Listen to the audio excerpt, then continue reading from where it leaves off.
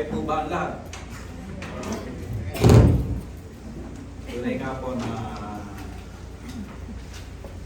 ang paghatid po ng salita ng Diyos ay talagang napaka-powerful po ng bawat isa. Alam po, malungkot, tayo po ay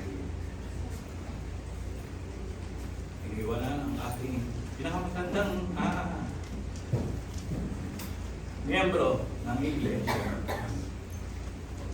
Nanay. Nakakalungkot po. Ang nanay ay wala na. Talagang ang asawa nga umiyak rin.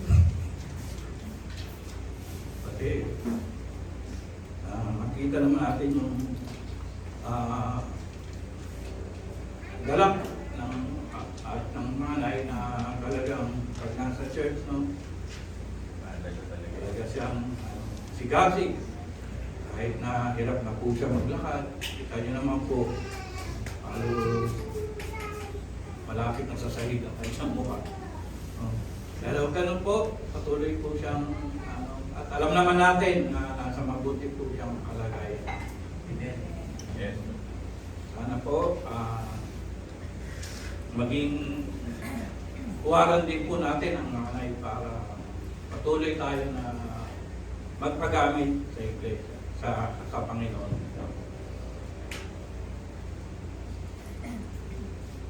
Tayo muna po ay manalangin. Panginoon, salamat po sa umagang ito. Muli kami iyong binising para kami ay makasamba sa iyo, Panginoon. Tunay nga na napakatakila mo. Hindi ka nagkukulang sa amin, Panginoon. Sobra-sobra pa ang biyaya na iyong pinagkakaloob sa amin. Salamat po sa aming pagbubulayan ngayong umaga. Nawa ikaw po pumagit na sa amin, Panginoon. Ang Banal na Espiritu, magtulong sa amin. Sabi nga sa kanta, you are our strength and you are our shield, Panginoon. At patuloy na maging kalakasan po ng bawat isa ang mensahe ng Panginoon. Sa pangalan po ng Iyong anak na si Kristo. Amen.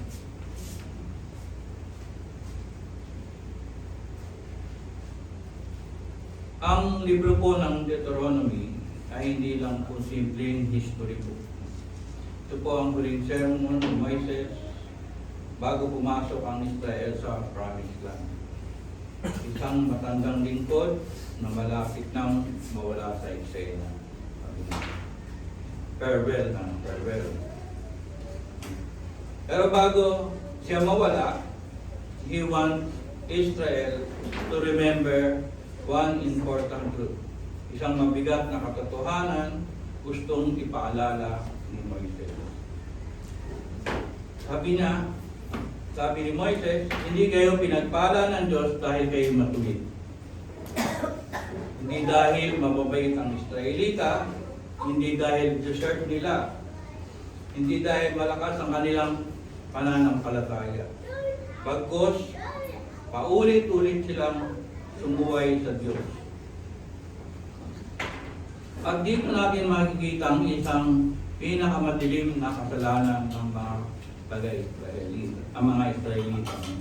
Ang paggawa nila ng gintong guya habang si Moises ay nasa bundok na tumatanggap ng kautusan ng Diyos, habang ibinibigay ng Diyos ang kanyang banal na utos, ang bayan naman ay gumagawa ng Diyos-Diyosan.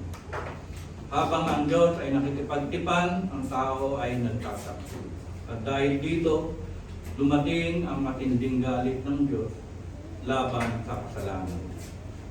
Dahil sa trahedyang ito, may isang taong tumayo sa pagitan ng banal na galit ng Diyos at ng makasalanang bayan, si Moises. Kaya pinamagatan ko ang mensahe ngayong umaga, the heart of an intercessor.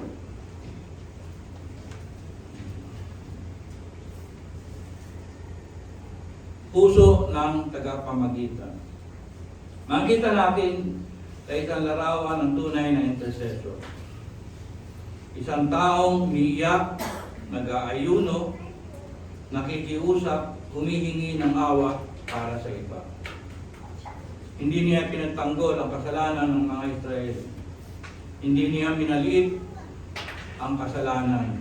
Pero lumapit siya sa Diyos para manalangin sa bayan. Habang po natin pinupulay ang Deuteronomy 9:15 to 29, makita natin dito ang bigat ng kasalanan, ang kabanalan ng Diyos, ang kapangyarihan ng pamamagitan at ang biyaya ng Diyos kay Jesucristo.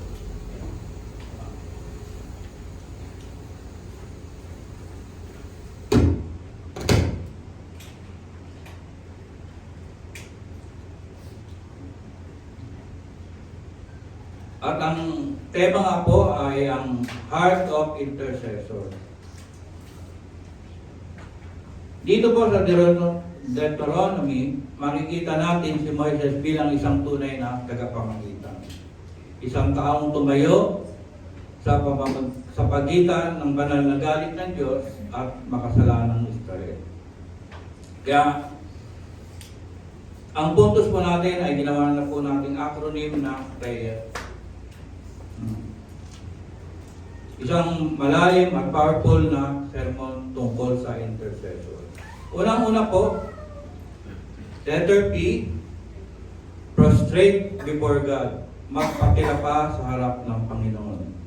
Sa last P po, ang nakalagay po doon, I fell down before the Lord.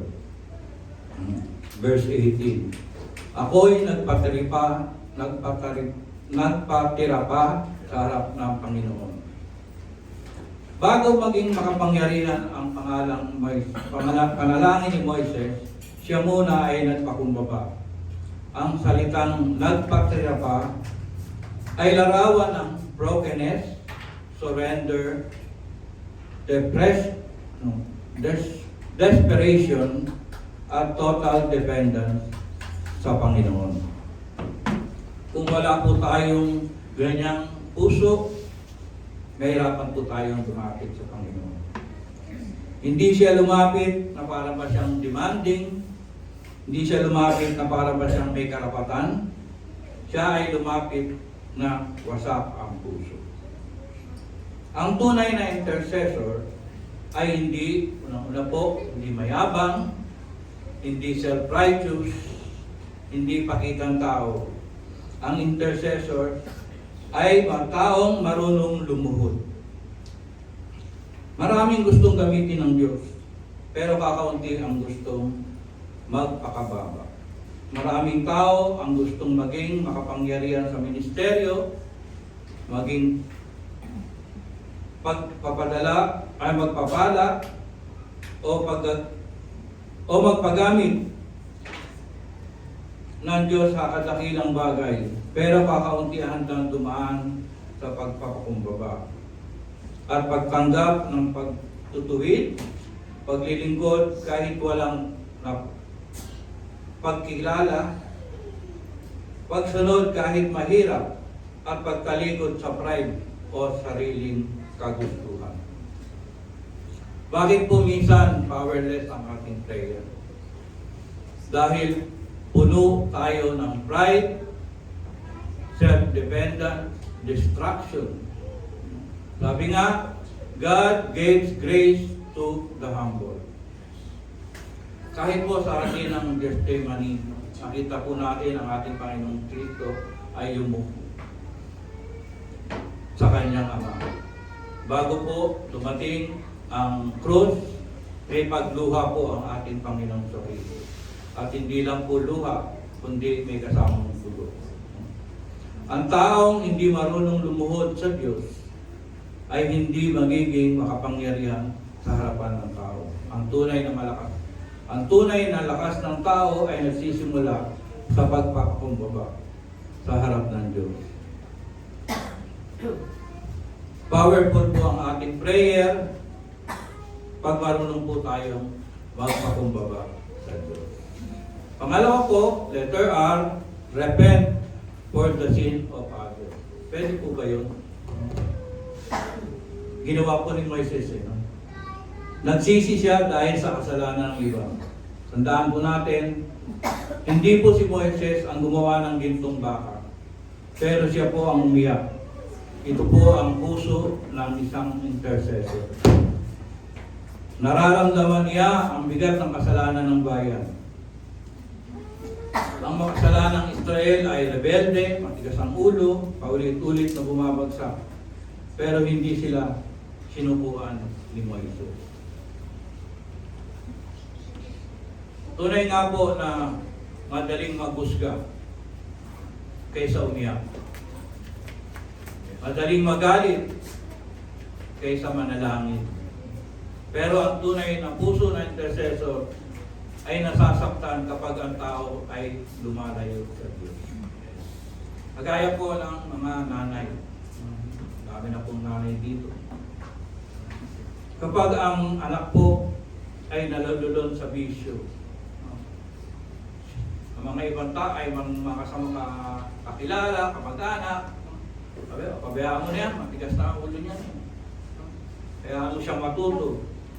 Pero po ang isang nanay, sa gabi po yan, lumulod sa Diyos.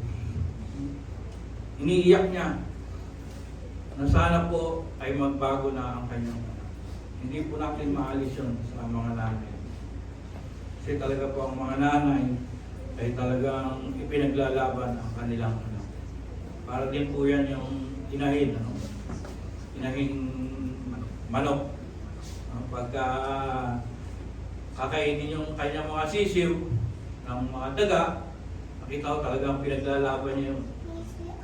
Ganon din po ang tunay na mga nanay na nag-intercede para sa naliligaw na landas ng mga anak. Kaya po ang application po sa church, kapag may backslider po sa iglesia, huwag po natin munang i-cancel. Out na natin. Huwag po ganun. Huwag po natin iwasan. Ipanalangin po natin sila. Iluhod po natin sila sa Panginoon. Ang taong malapit sa Diyos ay umiiyak sa mga taong nakalayo sa Diyos. Huwag po tayong tumigil na manalangin para sa iba.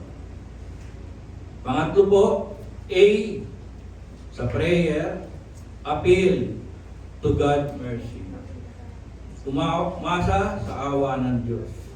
Sabi nga sa verse 26, O Panginoon Diyos, huwag mong lipunin ang iyong bayan. Pansinin po natin ang kaisipan ni Moises. Hindi niya sinabi na, Lord, mababait po sila. Dahil naman guilty talaga sila. Ang sandalan ni Moises ay awa ng Diyos. Wala po tayo makipagmamalaki sa Diyos.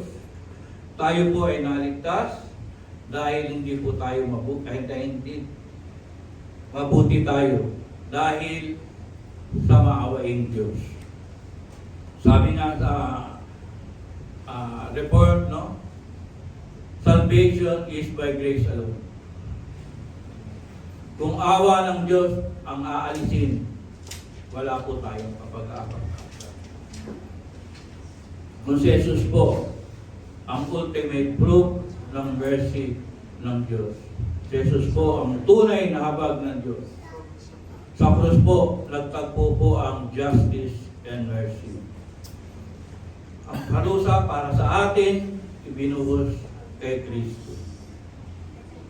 Ang mindset po ng isang intercessor ay hindi kumakapit sa kabutihan ng tao, kundi sa awa lang ng Diyos. At pang-apat, why yearn for God's glory. Hangarin ang kaluwalhatian ng Diyos. Doon nga po sa mabasa sa verse 27, 29, concern si Moses sa Panginoon, anong sasabihin ng bansa tungkol sa iyong pangalan? Mas mahalaga kay Moises ang glory ng Diyos kaysa sa comfort niya. Ayaw ni Moises na matungisan ang pangalan ng Diyos. Sabi nga, ang immature prayer, Lord bless me. Pero ang mature prayer, Lord glorify your name. The highest purpose ng buhay po, hindi kaligayahan natin, kundi ang kalwalhatian ng Diyos. At tinuro din po ito ng ating Panginoong Kristo. Sabi niya sa kanyang prayer, hallowed be thy name. Unahin natin ang pangalan ng Diyos. At ito po ay mahalaga. May tanong po ako sa inyo. Ginagamit ba natin ang ministry sa glory ni God o sa glory natin? Gusto ba nating makilala si Jesus o tayo ang makilala? Ang tunay na intercessor ay mas concerned sa kalwalhatian ng Diyos kaysa reputasyon. Amen po. At panglima po, endure in sacrificial prayer. Magtiis sa panalangin may sakripisyo. Sabi nga sa verse 18, 40 days and 40 nights po siyang nag-ayuno sa Panginoon. Tayo nga po, ilang minuto lang, tayo magdasal. Natin kagad nung ang kakainin. Kahit sa harap ng pagkain, Lord, thank you. Kaya si Moises po, bilang tagapamagitan ng Diyos, 40 days and 40 nights. At hindi po isang beses niya lang ginawa. Dalawang beses niya po ito ginawa. Kasalanan ng Israelita at kasalanan ni Aaron. At nung sila ay matitigas ang ulo, nag-ayuno pa ulit sila. Hindi po ito casual prayer. Ito po ay spiritual warfare. Ang tunay na panalangin, minsan po may pagpupuyat, minsan may pagod, at minsan may pagluha. Hindi lahat ng breakthrough instant. May mga bagay na kailangan ipaglaban sa panalangin. Gaya po ng mga mahal natin sa buhay, na wala pa pong pagkakilala sa Panginoon. Pinapanalangin pa po ba natin? Ilang dekada na po namin pinapanalangin ang mahal po namin sa buhay, lalo na po yung aking kapatid na sumunod sa akin. Siya lang po naibay. Nasa Catholic po siya, pero kami pong apat nasa born again. Pero talagang hanggang ngayon po, kaya sinasama ko po sa panalangin na sana po ay makakilala siya sa kanyang pamilya. Talaga po kailangan may sakripisyo. Hindi po madali po ipanalangin ang mga, lalo na po, diba, nabasa natin dito, mga Israelita, talagang napakatigas ng mga ulit-ulit. Tigas na tigas ang ulo. Pati bungo nga, matigas na. Kasi tigas na ulo. No, kaya talagang merong isang Moises. Tayo rin po ba ang nagmo-Moises sa ating mga mahal sa buhay. Huwag po natin subuan. Kung may problema po ang ating asawa, mga anak, no, patuloy po tayo. Hindi sayang ang luha sa presensya ng Diyos. Ang mga dakilang himala ay kadalasang nangyayari sa lihim na lugar ng panalangin. Ang himala ay sa harap ng tao na kadalasan nagsisimula sa panalangin na walang nakakita, kundi ang Diyos lamang. At sa panghuli, letter R, rely on the true mediator. At walang iba po yun, kung hindi ang ating Panginoong Kristo. Sa dulo ng lahat, si Moises ay anino lamang. May mas dakilang tagapamagitan at ito po ang ating Panginoong Kristo. Bakit po natin nasabi na si Kristo Jesus ang true mediator? Si Moises po nanalangin para sa makasalanan. Si Jesus namatay para sa makasalanan. Si Moises namagitan sa lupa. Si Jesus wala hanggang tagapamagitan sa langit. Si Moises, makasalanan din. Ang Panginoong Jesus, walang kasalanan. Sabi nga ng Hebrews 7:25b, He ever liveth to make intercession. Hanggang ngayon, si Kristo ay namamagitan para sa atin. Ang intercessor po ay taong handang masaktan para maibalik sa Diyos. Taong handang umiyak para may mailigtas. Taong handang lumuhod ng matagal para may ibang makatayo. At habang si Moises ay namamagitan sa Israel, nakikita natin ang larawan ng dakilang tagapamagitan na ang ating Panginoong Kristo. Si Jesus ay lumuhod para sa bayan, pero si Kristo ay namatay para sa atin. Si Moises ay nagsumamo sa bundok. Si Jesus ay nagbuhos ng dugo sa krus. Si Moises ang nagsabi, Panginoon, huwag mo pong lipunin ang iyong bayan.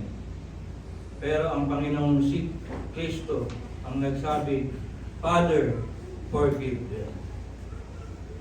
At habang ngayon, si Kristo pa rin ang ating dakilang intercessor. Habang tayo ay mahina, siya ay namamagitan. Habang tayo ay nadadapa, siya ay nananalangin. Habang tayo ay umiiyak, siya ay hindi tumitigil sa pag-ibig. Kaya mga kapatid, sa mundo na puno ng problema, pero kulang ang tagapamagitan. Kulang tayo ng tao na marunong umiyak sa altar, kulang tayo ng tao may burden para sa kaluluwa. Kulang tayo ng taong handang magsabi, Lord, gamitin mo ako para manalangin para sa iyo. The greatest battle is not won in public. They are won in prayer. The greatest revival are not won in talent. They are won in intercession. Yes. At marami ang sumusunod sa himala. At maaring ang susunod na himala ng pamilya mo, susunod na breakthrough ng timbahan, at susunod na revival ng kabataan ay magsisimula sa isang taong handang lumuhod sa presensya ng Diyos. Tandaan po natin, ang taong marunong lumuhod sa harap ng Diyos ay magiging makapangyarihan sa gitna ng laban. At ngayong umaga po, naghahanap po ang Diyos ng isang tagapamagitan. Magandang umaga po, at sana po ay mayroon po tayong natutunan about prayer. Tayo po'y manalangin. Panginoon, salamat po sa mensahe mo ngayong umaga. Naway, gamitin mo po ang bawat isa para mamagitan po para sa iyo, Panginoon. Naway, ang lahat ng aming panalangin sa umagang ito ay magkaroon ng pagutan at patuloy na ang paggabay mo sa bawat isa ay labos-lubos namin kailangan, Panginoon. Nawa, pagpapala po sa bawat isa sa amin ang anak namin. Sa iyo po ang papurihan sa pangalan ni Jesus.